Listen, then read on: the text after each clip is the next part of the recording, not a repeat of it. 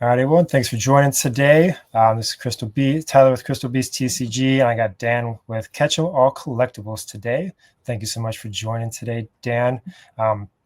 As we've been talked about before this, just want to get a little bit of a story, your background and your story of your beginning times getting into this business. As myself, I'm early on into this. There's a lot of people who are early on into this. A lot of people started things up around this time period as they watch this boom. And so curious as to your thoughts on what happened during your time, whenever everything started up.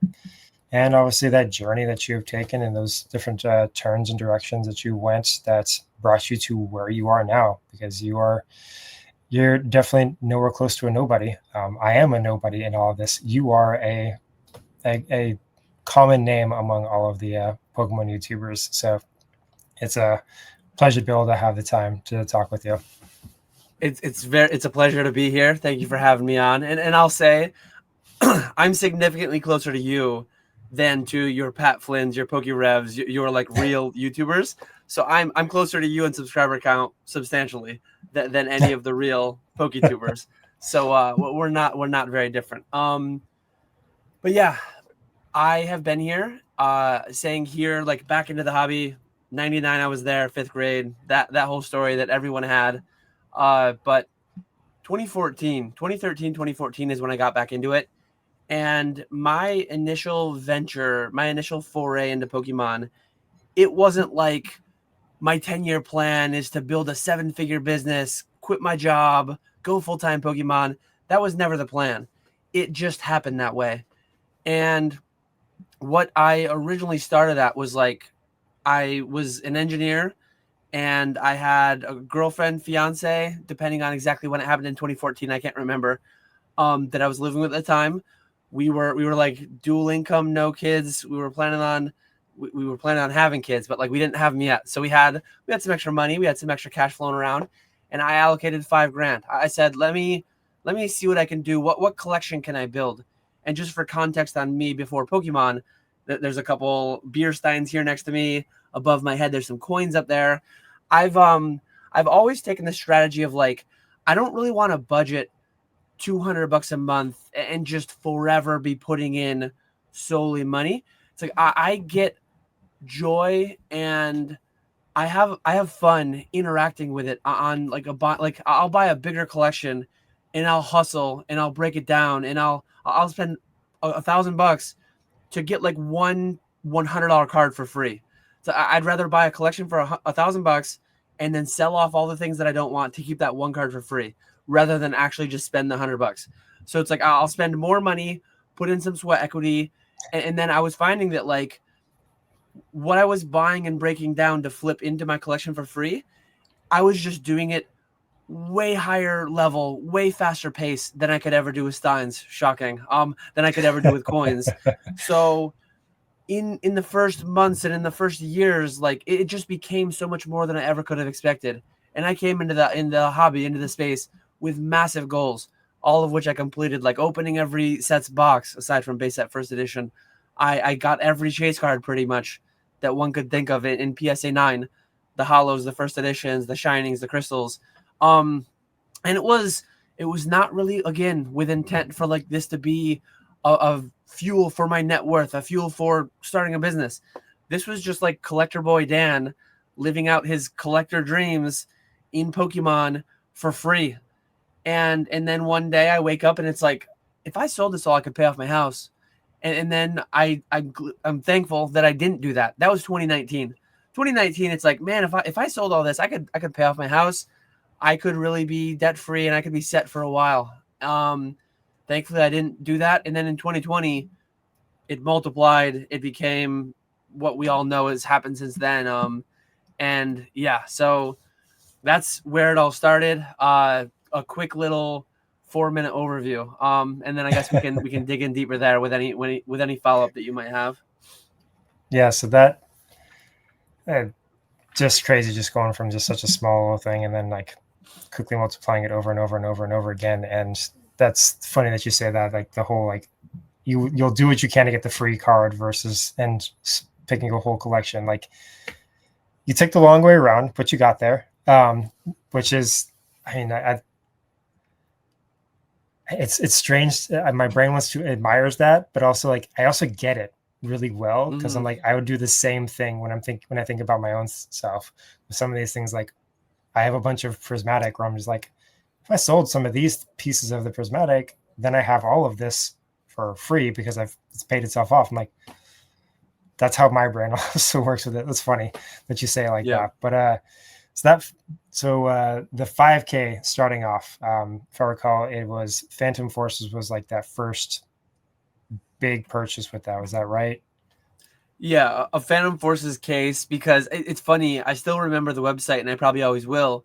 It was called Potomac Distribution. They still exist today.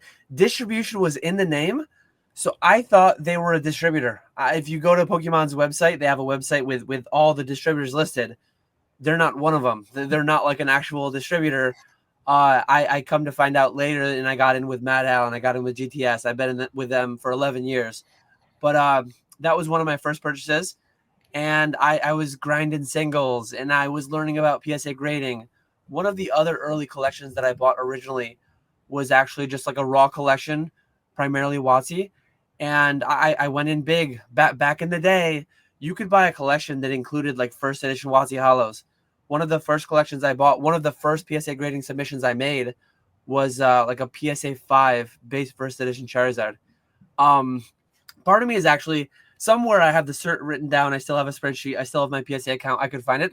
Part of me has like, I want to go back and rebuy someday. Collector Boy Dan, I want to go back and get not just any PSA 5 base first Charizard. If I could find that cert, at some point I'm gonna have to like save a search for that.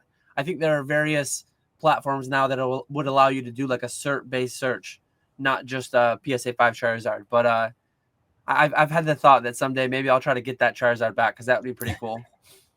That would be pretty cool to have that back. Actually, yeah, it's getting those original cards is it's tugs on the heartstrings whenever you did let them go, and so Mm. getting those things back. And and if it was like a childhood card, I never would have let it go. I still do have my childhood binder, but it's just interesting. I think it might have actually been my very first, like, you know how you buy the PSA membership and you get like 15 grades or whatever included. You get a voucher. I'm pretty sure that it was in my first submission, and it was using like one of my voucher grades, and that was back when you could grade any card for like $7 a piece, and you'd get it back 4, 5, 6 weeks later. How far we've come since then. Right, right. I'm still waiting on some from 2 months ago. But Yeah. yes, so with that, so Phantom Force was the big collection sale. You were doing also other smaller. Uh, you were Phantom Forces was like the first big case sale or purchase that you did, but then you're also doing other small collections. Um, is what were those other things with that 5K that you've started out with, and then how did that kind of multiply over the next 6 to 12 months for you? Yeah. So again, this wasn't like primarily motivated by business. It was like my primary collection goal when I got into the hobby was I wanted to get every Wizards of the Coast, every WotC card, every Chase card in PSA 9. So I wanted to buy collections that had base first edition hollows and shinings and crystals, and I wanted to just buy raw. And another thing that I do too, in this was it's insane to speak these words today. It's still like it brings me back to then. I found very quickly you could buy, and I was buying $300 to $500 first edition jungle and fossil boxes. You could just open them up, grade all 12 hollows, and make money. So like a lot of that 5 grand, it was just like a market efficiency. There was an arbitrage play there. I remember grading PSA 10 Laprases that were $700 to $1,000 when the box was 350 bucks. And the pop is low today, relatively speaking. The pop was very low then. But I remember tenning some of those big cards. I remember opening a Neo Discovery first edition booster box because another part of my goal was I want to open every box. I couldn't believe when I got back into the hobby, like, hey, Phantom Forces exists.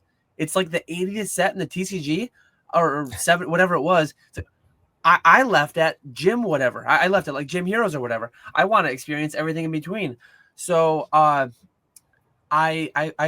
mostly that was like a costly endeavor. I did not make money on most things, but opening base, opening jungle fossil first edition, those made money to fuel buying one of every other set. Sometimes I got really lucky. Like I bought a Neo Discovery first edition booster box for several $100s. I don't remember exactly how much it was off the top of my head.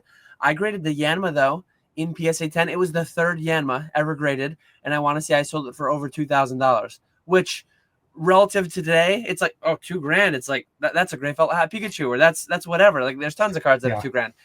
$2,000 then was an insane amount of money. I want to say around the same vicinity. PSA 9 base for Charizard was like $1,000 to $3,000 tops. So that gives you a little bit of a guidance on like what was going on at the time. So yeah, a lot of my flips and sales were like buying raw, grading, selling for a profit. I was buying complete sets of Jungle and Fossil First Edition too. It was heavily WotC based. I was playing a little bit in the ultra modern stuff, but one thing that like if you weren't around then, you won't appreciate what we have today as much. The liquidity today is just obscene. The ability for prices to be so high and to be able to be realized so quickly on these pop 10,000 cards, it's just absurd. It's actually crazy how high the liquidity and the prices are together in tandem. Yeah, that's crazy. That was your goal, is just open up everything and see what you can get through. And you found the money, followed that same goal, and you ran those two together at some point. What did you? Go ahead. It's funny because like so much of the appreciation of my collection, I like afforded me the opportunity to quit my job and do what I'm doing today. So I'm a little bit torn between like I was doing very dumb things like from a collector perspective. I was ripping. I ripped a $2,000 Skyridge box, and I definitely lost money on that box. I was ripping $500, $600, $700 EX Arrow boxes. I want to say I bought like an EX Deoxys for like $700. Opened it, no gold star. Definitely lost money.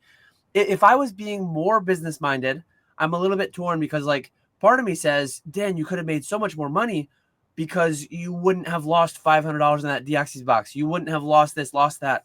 But I also wouldn't have kept those several hundred slabs that appreciated 20x in 2020, 2021.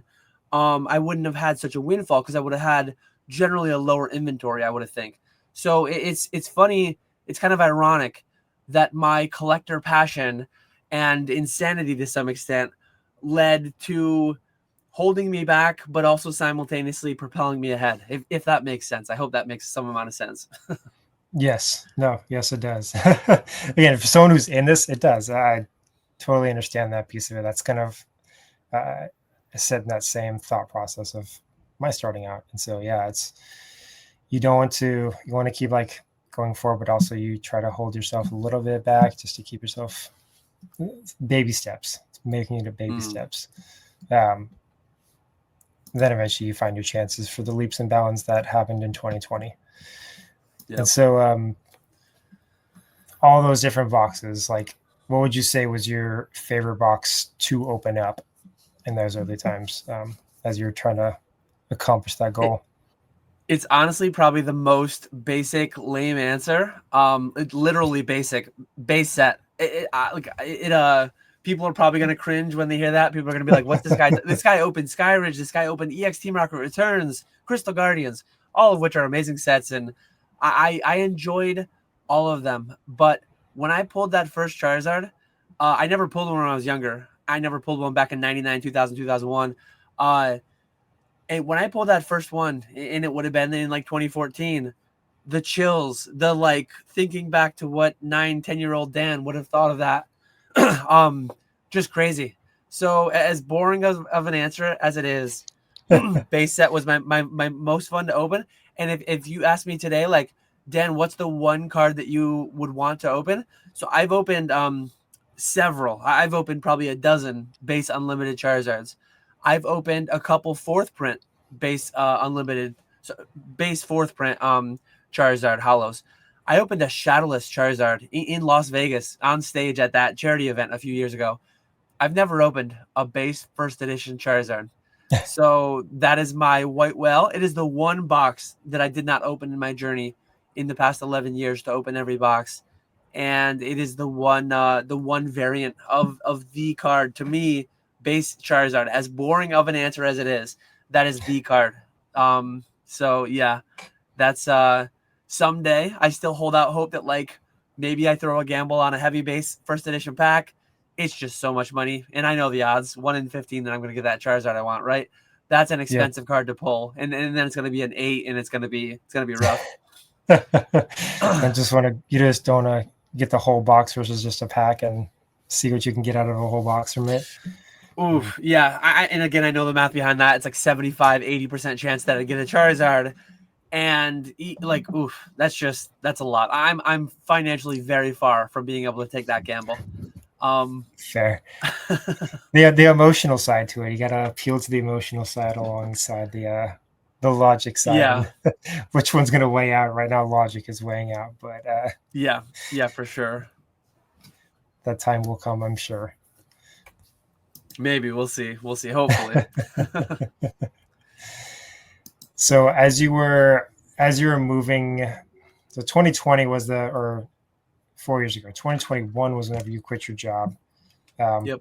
Around August, but you started YouTube shortly before that. It was about 6 or 7 months, if I recall, about before that. What were you doing business wise going into before you started your YouTube journey? Yeah, business wise. So I guess taking it a little bit further back, in 2020, that's when it went from like, hey, this is a side hustle, this is a hobby, I'm building a collection. 2019, I probably had very high 5 figures into the 6 figures of collection, another maybe low 6 figures of inventory on top of that. And at that point, it was starting to be like late 2019. If I sold this all, I could pay off my house, and maybe someday this could be a job. And 2020 is what really fueled that into like, okay, this now it's very real that it could be a job. This is very life-changing money, all that. So the first step that I took was creating an Instagram. Actually, the reason that I created an Instagram is because I had assembled this collection that I knew I was not going to have much longer. So the reason I'm leading in with this is because like the YouTube is in a similar vein. I created my Instagram so that I could chronicle and document what I deemed at the time, and likely will be the case, that was the peak of my collecting days. That was like I had reached the pinnacle. I checked off all the PSA 9 WotC cards, all the PSA 9 Gold Stars and EXs and Legends and Primes and so on and so on. I had it all, and I documented it all. And then life-changing money, windfall. I started selling it. I paid off my house. I sold more. I started the YouTube channel. Shout out to Pokemon Radar, John. He had me on my first YouTube appearance. Shortly after that, I was on with Pokenomics. I had similar long-form conversations as we are having right now, and I kind of got the bug. I enjoyed talking with other people. Nobody in my real life would really engage and talk the long conversations that I like to have in the Pokemon space. So once I had those conversations with them, I not too long later had a conversation with Nick, Old School Pokemon, and the genesis of my YouTube was a podcast with Nick, which now at the time it wasn't named. It was just a Pokemon podcast with Old School Pokemon and Dan. And now it's PokeFlips on its own channel. Still enjoy doing that a lot. But what the YouTube was from the beginning is like, I'm in the process of selling my collection. Let me go a little bit further step of Instagram. It's like, let me document it in video form a little bit further than just photo form of Instagram. And I knew in March of 2021, when I created the YouTube channel, the podcast with Nick, I knew that there was 60-70+% chance that I was going to be quitting my job that year to do Pokemon full time. So it's like, if and when I'm going to do this full time, let me give myself every bit of advantage possible.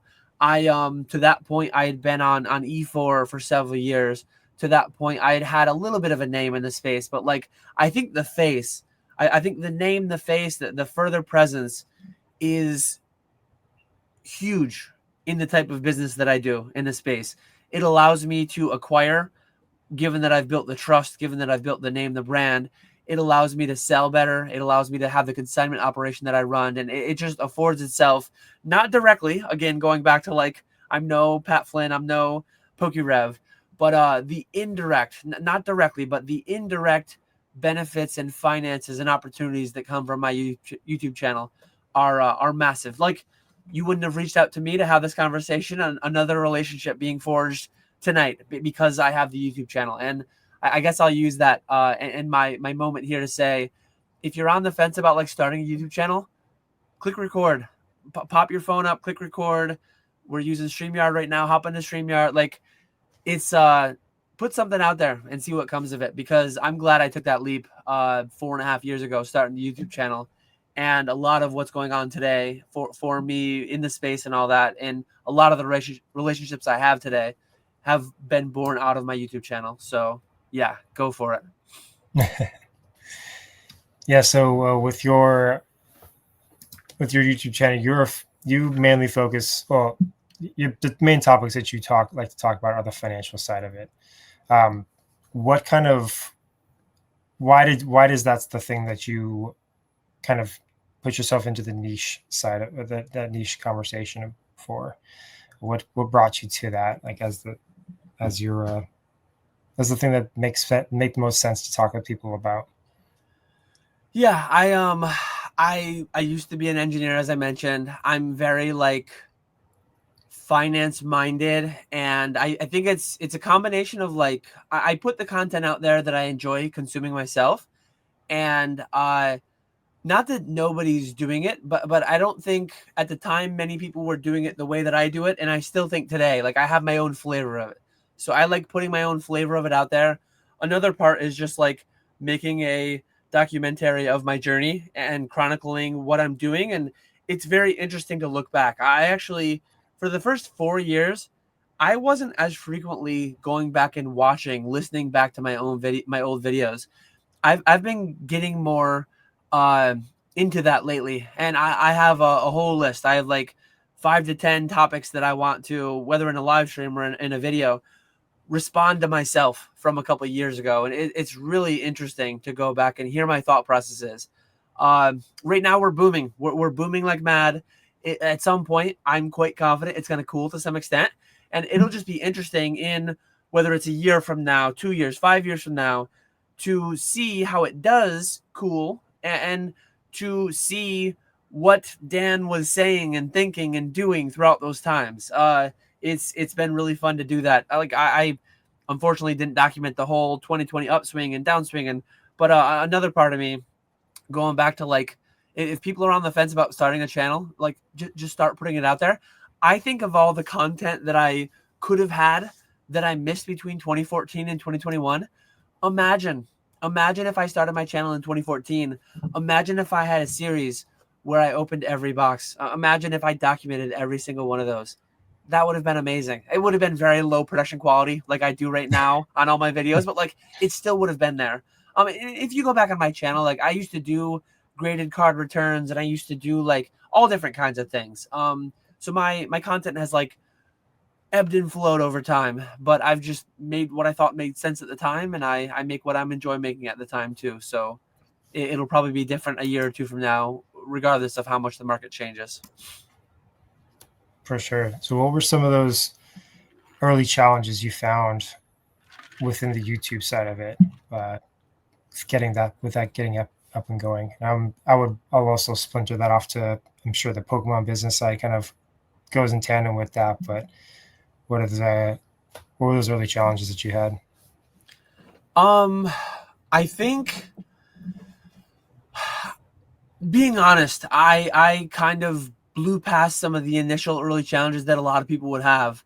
I had been in the Pokemon space for 7 years, so I had created a name. I was Gotta Catch 'Em All on E4, and I had 5,000 posts on E4. So I'd built somewhat of a name, a brand. I wouldn't really say a following, but I'd forged some amount of relationships, so that when I posted on my Instagram, like, "Hey guys, I'm starting up this podcast with my friend Nick, and I didn't have like, I never had a week or a month or a year where I posted 3 videos a week and got like 1 or 2 views. I never went through that because my initial thing was a podcast with a guy that had a couple thousand subscribers, and he was shouting me out, and we were like, plus I had some people that were maybe picking up on it from my Instagram or picking up on it from my having talked to me on the years over E4.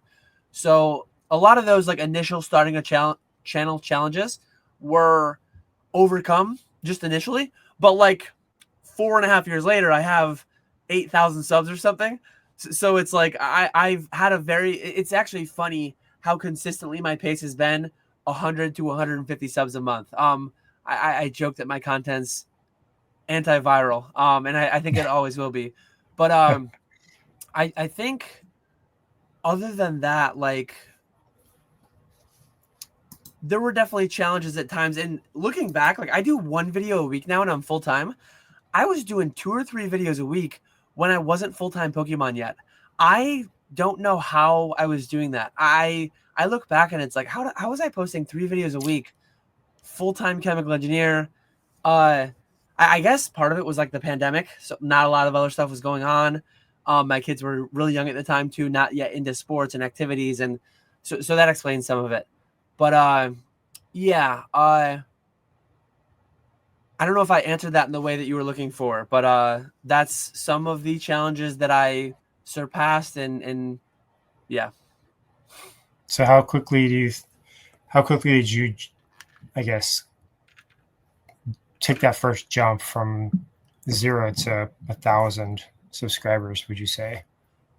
I want to say 1,000 subscribers was like 6, 8, 10 months later, because it's crazy how consistently I get 100 to 200 subscribers every month. I think the most viral I've ever gone, I think I've had a video before get me like 50 or 60 subscribers, like one video. A lot of people will get a short that gets 100,000 views or 1,000,000 views, and they get like 1,000. I've never had 1,000 subscribers off a thing. I've had a couple bigger people. I remember early on I did like an ironic when Pokemon Oreos were a thing. I did like an ironic box opening of Pokemon Oreos, and I was just doing it as like a meme, like a funny video, which was not my style at all. I remember James ZNG Emporium shared that video. I think I got like a 30 or 40 subscriber bump the day that he shared that. That was like the biggest subscriber bump I had for the first 3 years of my channel.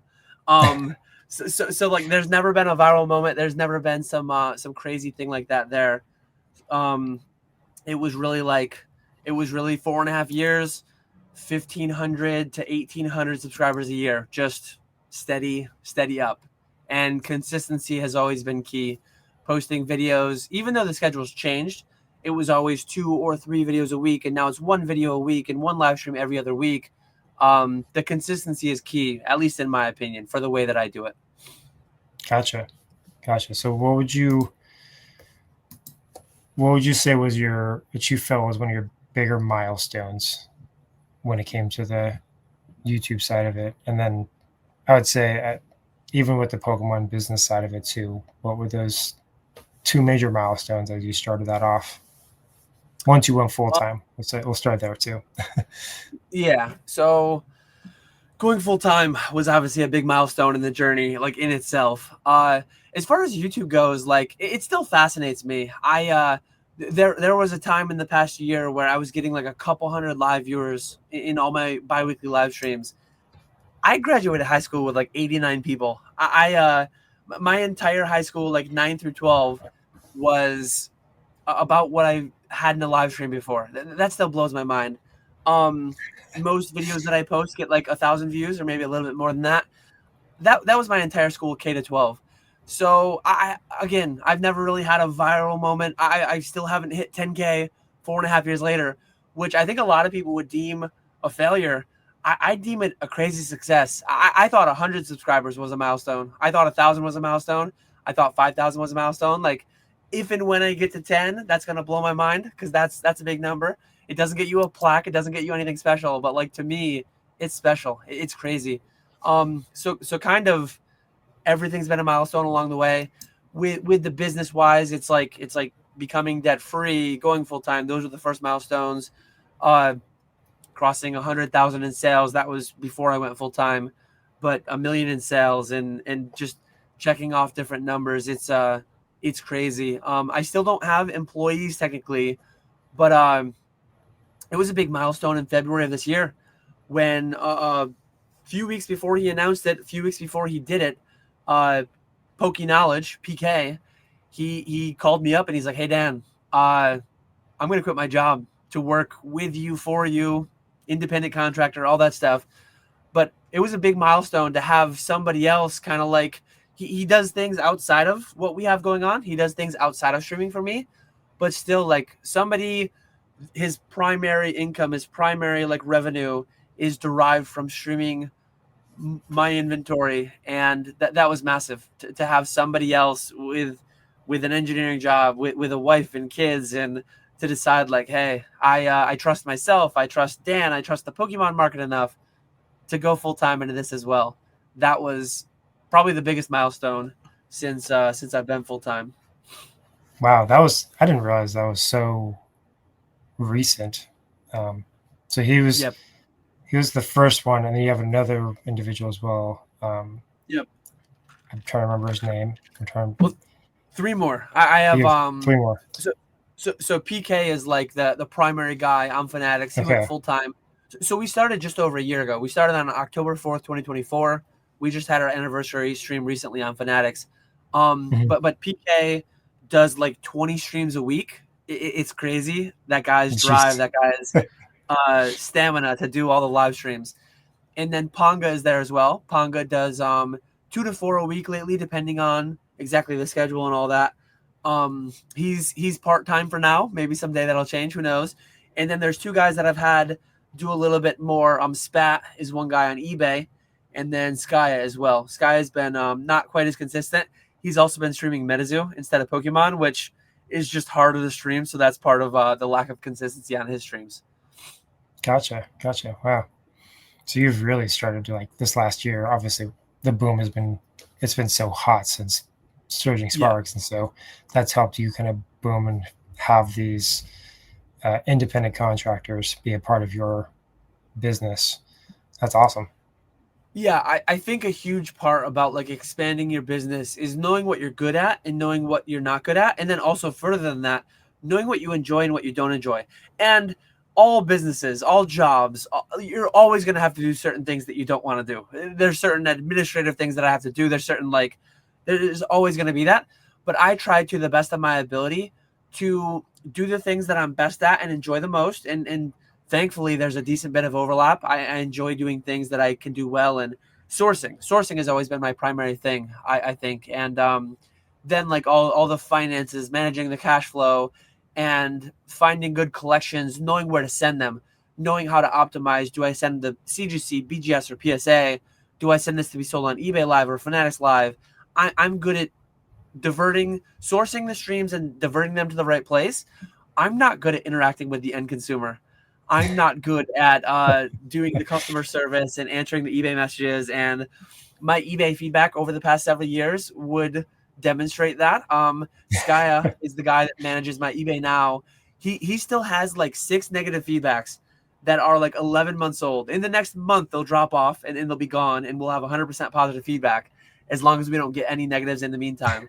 But yeah, I try to put people in between me and the customer. I deal business to business, and then I find somebody who excels at the consumer end of it, and we do business together. And so far, it's worked really exceedingly well.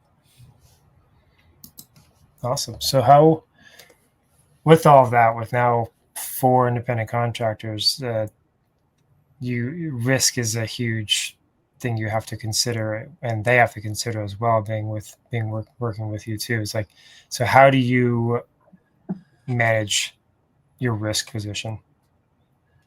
Risk is something that, definitely a big thing. I think a lot of people think that word doesn't exist. A lot of people in today's market, that word is not in their vocabulary, and it's really scary to me.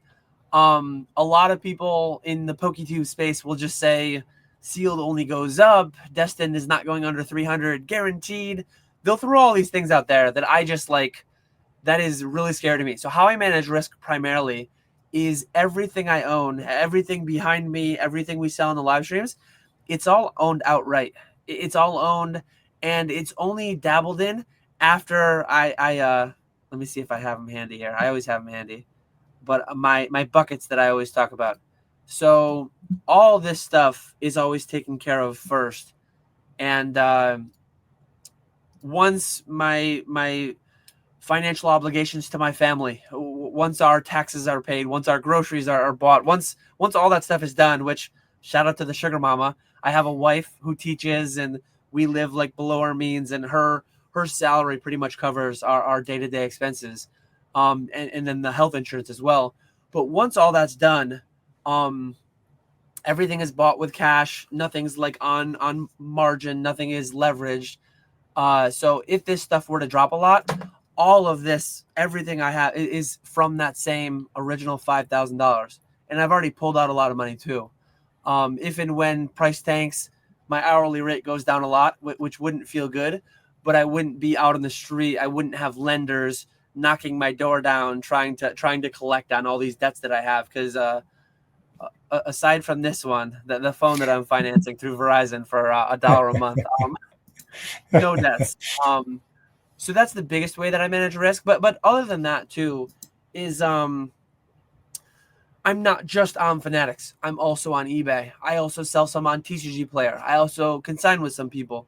So I'm managing risk by my whole inventory isn't all vintage. It isn't all modern. It's a blend of everything. I'm doing all grading card companies. I'm doing most of the platforms. I'm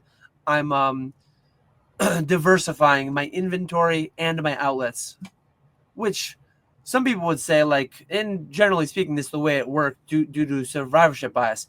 A lot of people would say, like, go all in on one thing. The biggest people with the Mhm. most money all went in on one thing, very concentrated. But I'm not trying to become a billionaire. I'm not trying to be like, I'm trying to manage my downside risk. I'm trying to manage my wipeout risk. Do you feel like you're potentially getting to a point where you're spread too thin with the different areas of different things that you're doing, as you are spreading out to having multiple independent contractors, you're having to all feed product to on a regular basis. You're having to continually source more, and then also the gradings. Like, it, yeah, I guess to that question, do you feel like you're ever spread too thin in some areas with the way that you try to Um, diversify? I think there's a risk of me getting there. I've tried to very consciously scale. I've tried to very consciously not bite off more than I can chew. But enough is a word that exists in my, like I said earlier, risk is a word that just doesn't exist in a lot of people's vocabulary. For a lot of people, enough doesn't exist in their vocabulary either. There are opportunities that are on my desk right now. There are opportunities in the past day, week, month, year that I'm not pursuing because it would spread me too thin. So it's like everything that's on my plate right now, I'm confident that I have the ability to put enough of myself and my time and my capital, whatever it needs. I'm confident that everything I have on my plate now, I'm there for. But it is a challenge trying to optimize for putting my limited amount of hours into the right places, and getting the optimal, not just financial. It's not only financial, it's also like minimizing the risk, and it's also maximizing the joy, maximizing the enjoyment. As I said earlier, there's always going to be tasks that you have to do that you don't want to do, but for the most part, like I'm pretty happy with how I've uh, set out my regular calendar. Gotcha. One of the things kind of with that as well that I think about, which is, and I'm going to dive a little bit deeper into the grading side of it. So you mentioned CGC, BGS, and PSA are the three that you will grade with. Have you dabbled into the other grading services like Tag? I think Ace is another one. Um, have you dabbled into any of those? And if you have, is there a reason why you don't go with them, or you just don't use them at all? I guess, and no shade to any of them. I'm just curious your thoughts with it. I think if it were 8 years ago, even 6 to 8 years ago or more, I probably would have graded with AGS and Tag and Ace and all these other companies.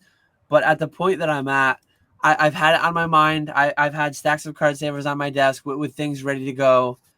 And the scale that I'm at, I can't do like the little one-off things. And I say that, but like I did send one like 10 card sub to Tag.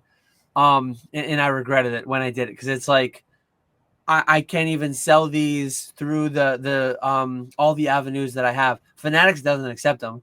So one Oh, of wow. my main singular outlet, like Fanatics Collect, I sell most of my stuff through there. They don't even accept Tag slabs. And then I tried selling some on stream on Fanatics Live. They did not do well on there. So it's like I don't know why I spent extra time.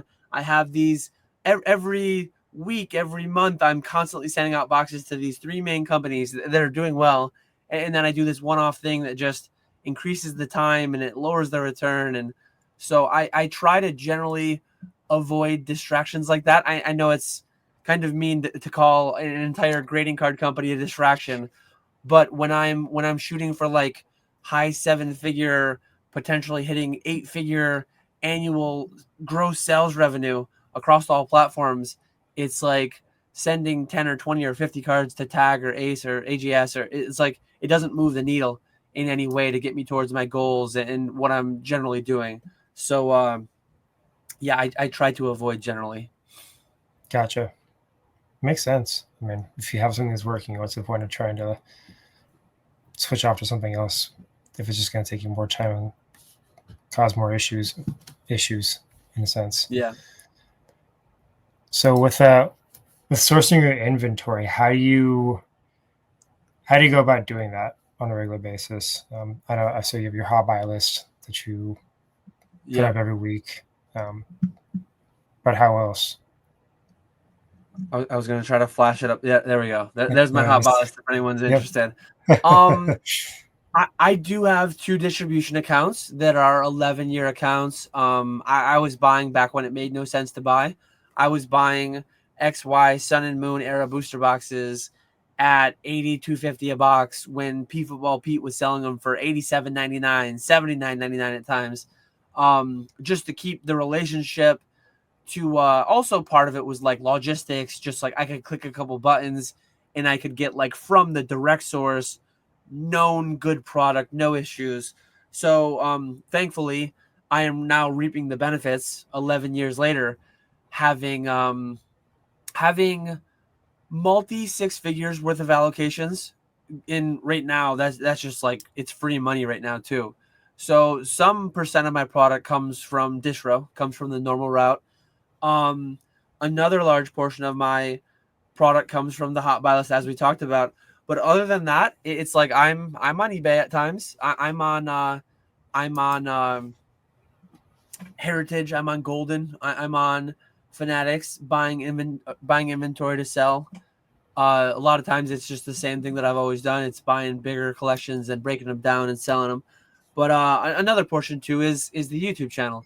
I even outside of the hot buy list, before the hot buy list existed, I think that was born back in February of this year. About when PK went full time, I'm like, hey, I'm gonna need more packs now that PK is full time, so let me do this hot buy list thing. Um, I also just I get emails. I get emails a couple times a week, like, hey, here's a big sealed collection. Here's a bunch of slabs. Here's a bunch of singles, and so I've always bought those as well, in pretty decent volume. And then another angle too, that's it's not like the main business, but consignments are great because I have relationships with probably 100 unique people at this point who send me cards all the time on a regular basis. Some people are sending me cards weekly, monthly, quarterly, whatever. And I do get the occasional one-off, like I'm exiting the hobby, selling my collection, and they're like one and done. But most of my consigners are like a recurring relationship. A lot of them are collectors the same way that I am slash was 10 years ago, or they're businesses. There are other businesses in the space that are just refreshing different inventory, optimizing their outlet streams, and some of my cards come from those. So a lot of my like top line gross number, I make an extremely small percentage on multiple millions of dollars of sales a year because they're just done on consignment, and very little like uh very little done directly by me. mostly through the Fanatics platform, and then I just make a small cut for like the extra advertising and some of the logistics. Gotcha. Yeah, lots of different avenues, lots of different ways to get access to it all. I feel like people are constantly trying to dump off their sealed collections at the moment, whether because everything's hot right now. You might try to move it if they want the cash and want the free cash right now. So Yep. So with your moving it to like YouTube topics, things that you're talking about, I guess kind of moving back in our discussion, but thinking about it too is like you don't say certain things. You don't say Destin Rivals is never gonna see MSRP again. You don't get into those kinds of topics. You are a little bullish on the market at the moment, and so but you don't really try to get yourself into those types of things. I guess what's your reasoning for that? And what's your thought process behind kind of keeping yourself? Yeah, I know that I don't know. And I know that anyone that's constantly saying never or constantly saying guaranteed, they just fundamentally don't know what they're talking about.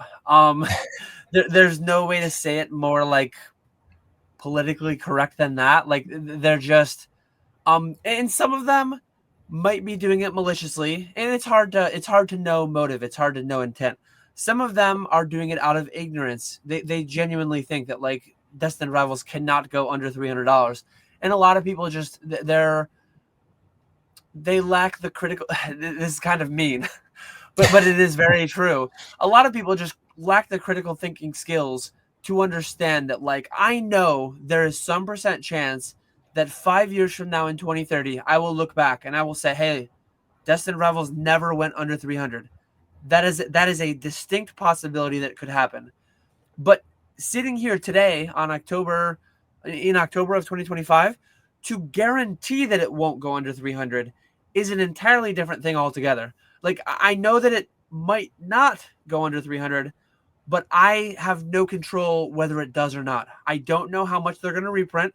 I don't know if the S&P 500 and Bitcoin are going to drop 70% in the next 3 months, 3 years. So when people talk with certainty over things they have no control of, it just blows my mind. And a lot of like people just want entertainment. They don't care about the nuance. They don't care about the gray area. They just want to hear like, I like Destined Rivals. I think it's going to be a very expensive box. I think it's going to go up. It's guaranteed to go up. Top 5 investments of October 2025. Like that's the mainstream content that that gets the most views and all that stuff. I just can't make it. I would be being intellectually dishonest, and I would not be doing it out of ignorance because I know better. I would only be I would be being insincere, which my content and some people play a character on YouTube. I'm very much not that either. I think it's fine to do. I think playing a character. I mean, movies are very entertaining. TV shows are very entertaining.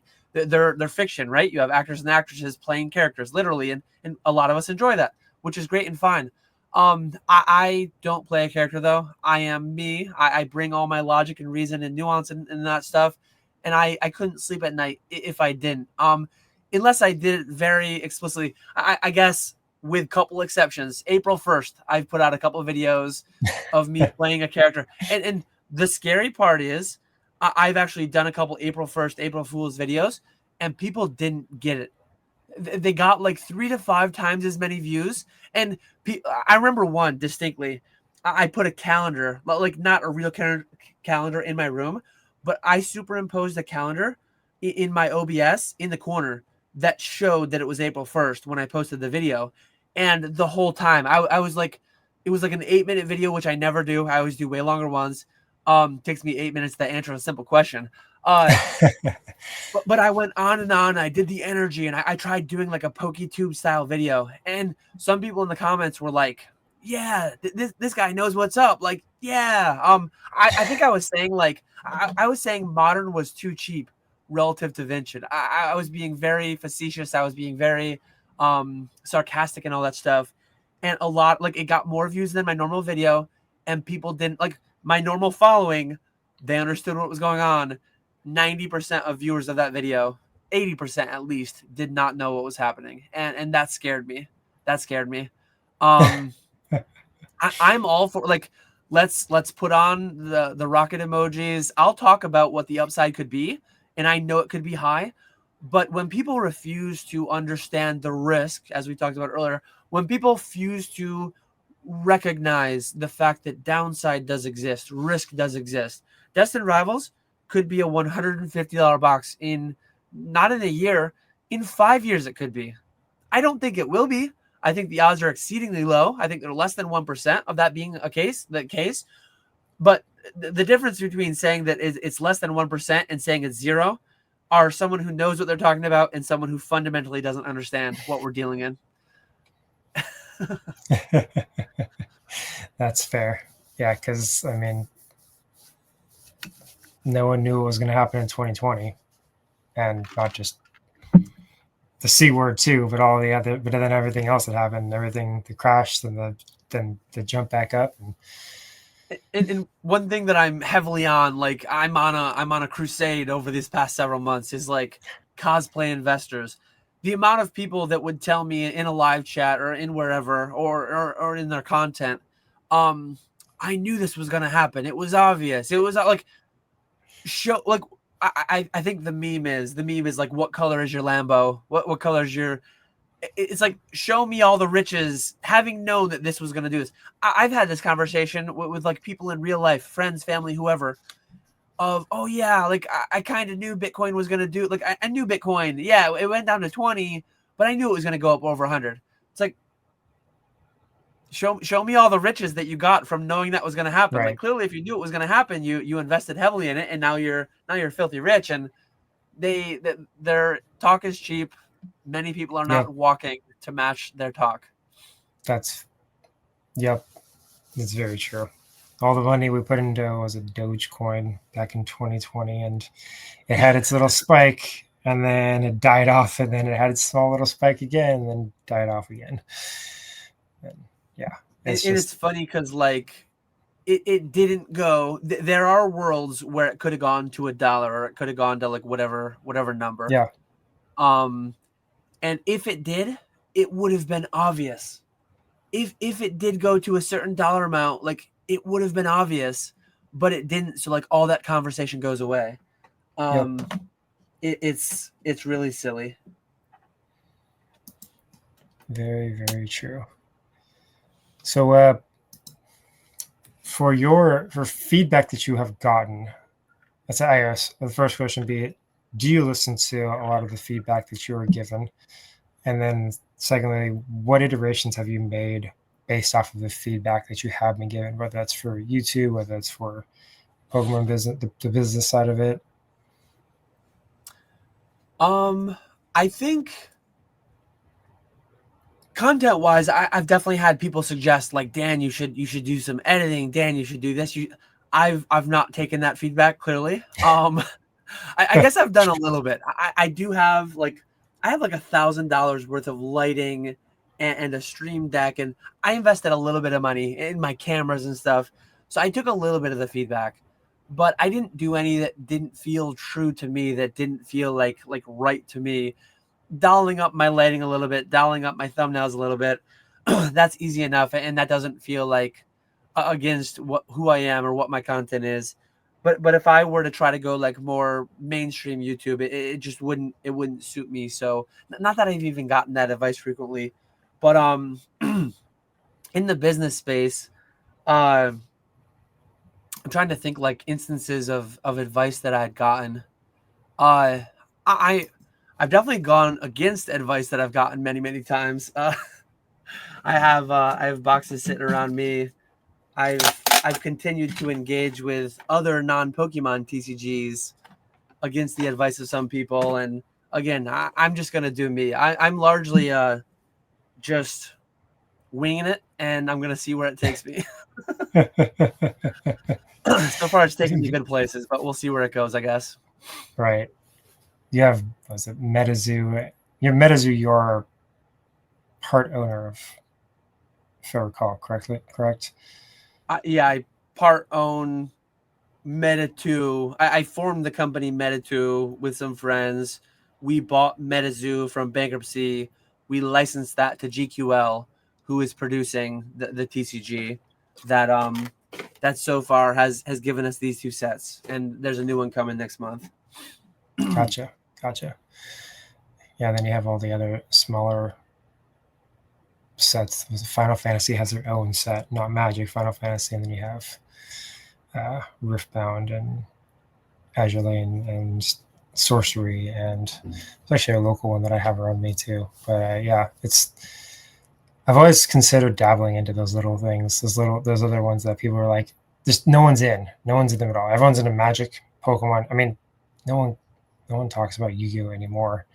I have cards from that are valued at the same value that I bought them at 15 years ago or so.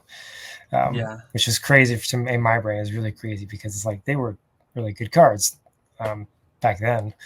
But yeah, it's like dabbling in those little things be fun. The Godzilla stuff. I don't know if you've done the Godzilla yet. That would be a fun one.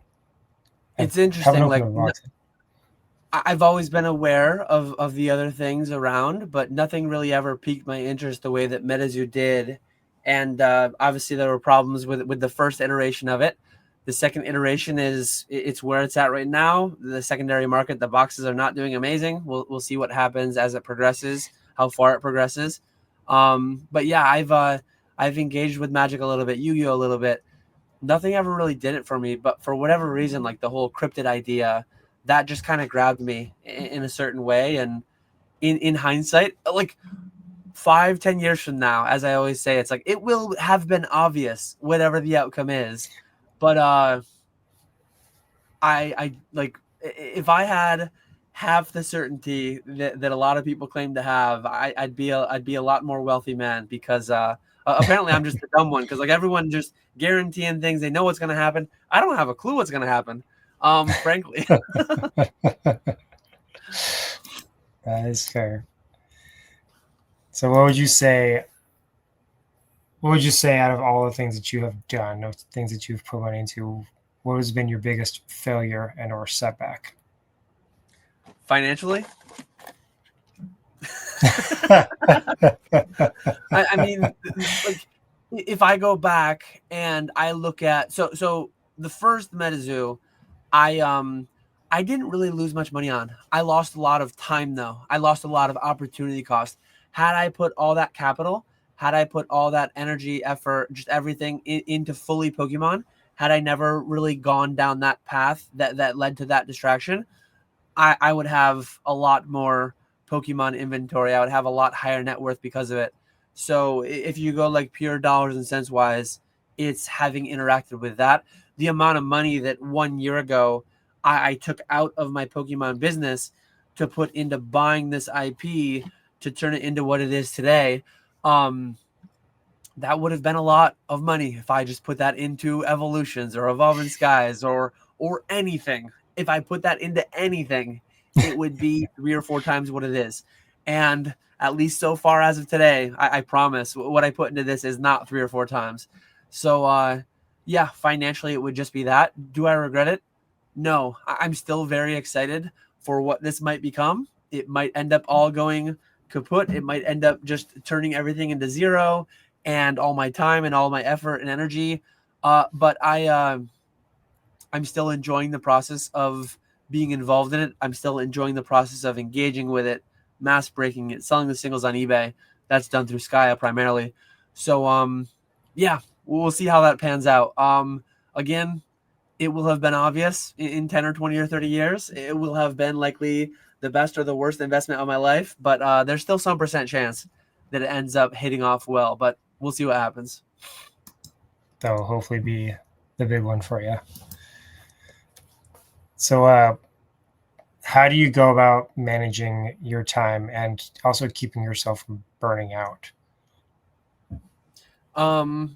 It's a good day to ask me that question because I went to the pumpkin patch today with my daughter. My daughter's class went on a school field trip, and Back in 2014, so that was pre-kids. I had a chemical engineering job where I was working 50 hours a week, and I was certain weeks, 2014 maybe not so much, probably more 2015, 2016, 2017, before the kids came. There were weeks where I was working 50 hours in my main job as an engineer and 50 hours on the side. I was working 100-hour weeks. Back in high school, back in college, like there were times that I used to work with my dad. There were weeks that I was putting in 70-hour weeks on top of full-time school. Um, I've uh, I've put in a lot of time. I'm 35 years old now, and I've put in a lot of time working really, really hard. But I'm at a point in my life where I have two younger kids, and I'm my own boss now. I set my own hours, and I could be better about it. I'm not perfect about it, but when there's a field trip and I can go on it, I'm that's priority one. When when there's an opportunity over the summer to go to water safari, it's like a water park near me, to go to Diggerland, to go to a Collecticon, do a little bit of business, do a little bit of pleasure, hang out with the Pokemon people, hang out with the friends, but then go to Diggerland and go to oh man, what was it called in New Jersey that I went to? Not Wildwood. We ended up going anyways, wherever we went, doing these family trips, doing the Niagara Falls trip after Cleveland, prioritizing family. I'm actually like a I'm an assistant Cub Scout leader for my son's den, and we're doing swimming lessons with the kids and dance for my daughter and actively engaging with all that stuff. That is I showed my financial buckets earlier, that my time buckets, time is more valuable than money too. My time buckets are prioritized in a way where like it's family first and it's business second. So that caps my hours. There are definitely weeks where I've got a lot of things hitting at once and I'm putting in 60, 70, 80 hour weeks. That's the vast exception though. Most weeks I'm trying to be right around that 40, 50 hour weeks tops. And with school in session, it's like I do most of my work while the kids are at school anyways, the wife is at school anyways, and then after they go to bed. So I just put a pretty firm cap on what I allow myself to work, and other than that I try to do things, spend time where it matters more. Yeah, that's fair. Yeah, having young kids is it's a struggle. If I have three of my own, it's like you're tight. You try to figure out what to do with your time, and it's getting pulled this way and the other way for whatever reason it may be, and you're just like, how do I figure out every little bit of it, and how do I Yep. bucket it off properly? Always, always a pull and always a challenge. But Yep. I mean, family's always going to be always going to win out. I would say as well. Yep. For sure. So, I guess what advice would you give to any content creator in the Pokemon space right now? I guess if they were to jump in either right now or they've jumped in within the last month or so, what advice would you give them? Yeah, don't succumb to analysis paralysis. Don't succumb to my first video needs to be perfect. It won't be. Uh your first video will not be perfect. Go look at some of your favorite content creators, and unfortunately some of them will like remove their back catalog. I've never removed a video. I never will. My progression, there's some there. There's not an obscene progression, but some of your favorite content creators, go watch their first video and go watch what they're making today. It's probably a vast difference, and it's a journey that can only be had through doing it firsthand. So like just start making those videos and reach out to people, engage with other people in the space, hop on other people's live streams, hop into other people's live stream chats. If you don't have Discord, Instagram, all these places, like whatever works best for you, or in the real world, go to your LGS, go to your like engage in actual communities in person. Um, put yourself out there. I think I have a 3 or 4 year old video titled "Putting Yourself Out There," and how part of me regrets not having created a YouTube channel earlier. Part of me regrets not having created my Instagram earlier, but I'm glad I did it when I did and not later. I'm glad I did it when I did and not at all. Had I not registered for E4 back in 2014, had I just decided to do Pokemon like on my own, my own little thing privately, I wouldn't be full time today. I wouldn't have like most of my best friends are people, and most of the people that I engage with the most day to day, like more than real life neighbors and friends and a lot of my family members. Most of the people I'm engaging with most on a day to day, week to week basis are in this space that I met like because of all this. It's crazy what it's all become, and that's not going to be the case for everybody. A lot of people probably don't even want that. I didn't know that that was even an idea. That wasn't on my radar 11 years ago when I started, but I'm glad I did, and obviously I'm glad with where it ended up. Um, Not that everyone, as I said, not that that needs to be people's goals, but yeah, just whatever you feel passionate about, start putting it out there. There's probably people that similarly feel passionate like you do. As crazy it is to say, because if anyone wanders over to my channel, my videos are geared towards like a very specific, very, what do they say? The riches are in the niches. I think I went a little bit Yes. too niche. I think I niched in a little bit too bit because I'm not finding riches directly. But indirectly, I've have vast riches in my lowly 8,000 subscribers built over 4.5 years. So yeah, no regrets whatsoever. Nice. Awesome. Well, um, just to kind of come to the close with all of this too, just a few questions, rapid fire random questions, just thoughts of just Ooh, things of I'm what the you're doing. worst at So, rapid fire. all right, favorite Pokemon card that you have in your collection? Again, boring answer. My childhood Charizard. Just Charizard. Yeah, I got it for Christmas. I never pulled it, as I said earlier, but I got it for Christmas. Santa Claus. My mom got it for me, which was nice. There you go. Nice. I guess what's your out of the moderns? What would you say is your probably maybe your favorite modern card? I'll say card. No, I'll move to Pokemon after that in general. Like favorite artwork or favorite specific card? Would they be one of the same? I don't know. I was mostly just asking that to stall because I'm so bad with favorites. Um, I'm so bad with favorites. I don't know. I like a lot of the alt arts, and but generally speaking, the old stuff does it for me a lot more than the new stuff does. I can Sure. appreciate your Moonbryons. I can appreciate all the SIRs and the AR, like all these beautiful artworks they're making. But realistically, like my nostalgia strings are tugged on by all the WotC stuff, and they do that. They do more for me. That's fair. And Do honestly, like you this is the one singular art in the hobby that does the most for me. The Shining Gyarados. so much nostalgia just in one small card? Like, Crystal yes, was my favorite game. That takes me back to the Lake of Rage. All that good stuff comes flooding back. yep, that's my name. That's why I went with this. That was a game I Yep. spent far too many hours in growing up. That and then went to Emerald. Ruby was there, but Emerald was a lot of hours as well. The I was Sapphire. I went yellow then Crystal, so I did the third one each time, but then I jumped the gun. I didn't go Emerald. I went with Sapphire for whatever reason, and I didn't finish it either. I never finished Sapphire. was that was Sapphire your last game that you played, or did you That was the last stop? one I played. Yep. Gotcha, gotcha. Have you played any more of the recent games? I have all of them. I buy them all, but I don't play them. I tried Sun. No, I tried Moon. My buddy, the guy that was the best man at my wedding, actually, he bought Sun and I bought Moon.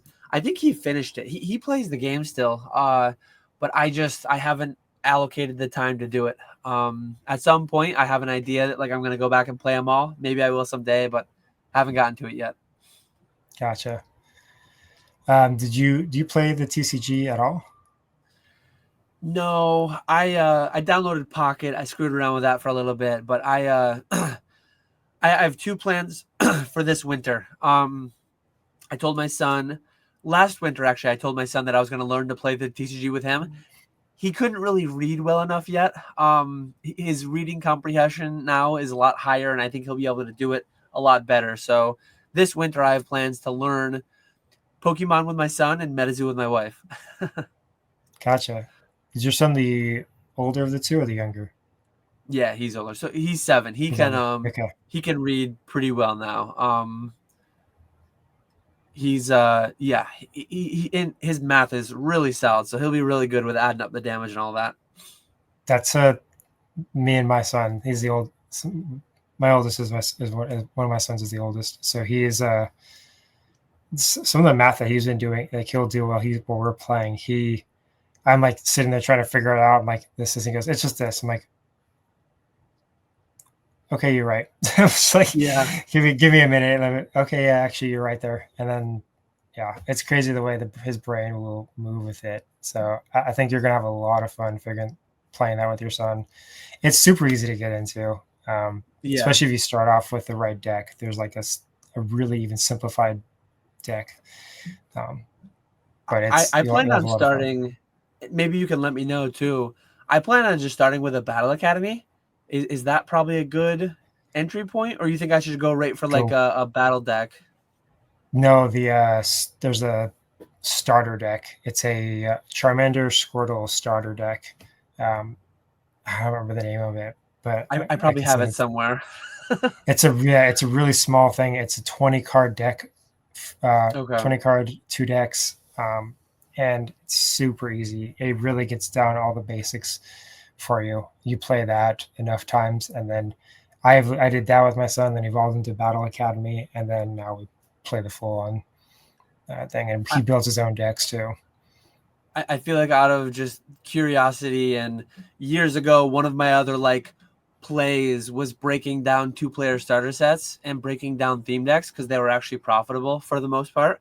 Mm-hmm. Grading the Charmanders that came in the Bulbasaurs, the Pikachus in the various decks. So I feel like at some point I'm gonna want to do a 2-player starter set like 1999. Throw my son into that and play with the original 2-player starter set with him for a bit. That'll be That interesting. Yeah, that'd be really fun. And the game has evolved so much in that time period too. What Yeah. cards are legal, what cards are not. It's like it's such a fun change. I think that's the thing I get enjoyment too. My son loves playing it, and him and I have a thing where he has to every time he wins, it's a pack towards one of the things that I've bought. So like the black and right now he's on the black and white binder set, or the binder sets, which is 5 packs in each.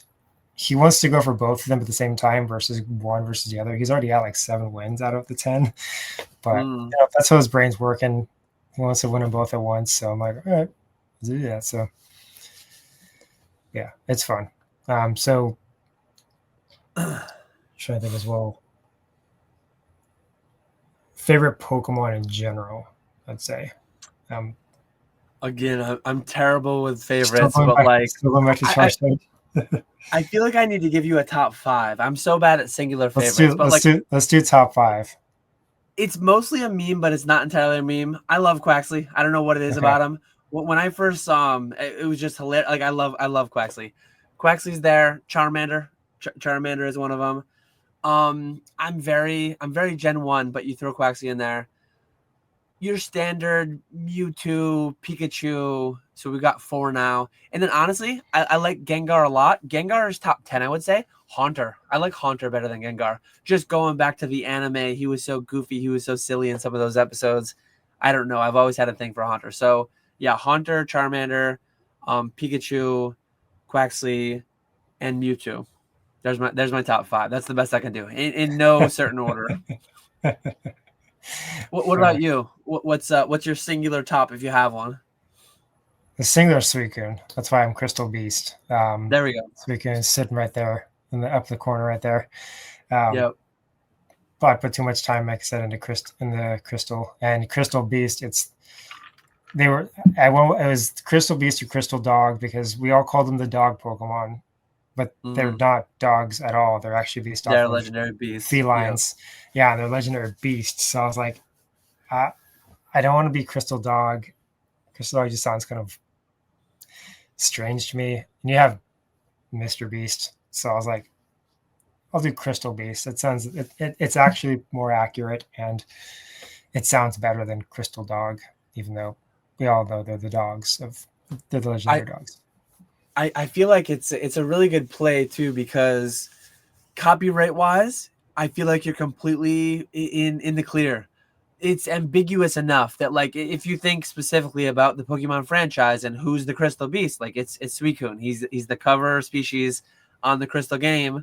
He's the legendary beast, but it's ambiguous enough, and it's like it's a vague enough reference that those that know will know, but you will be Right. fine with copyright. So that's like a really good. I hadn't even considered the meaning behind the name, but I really like it now. Yeah. Yep. That had to.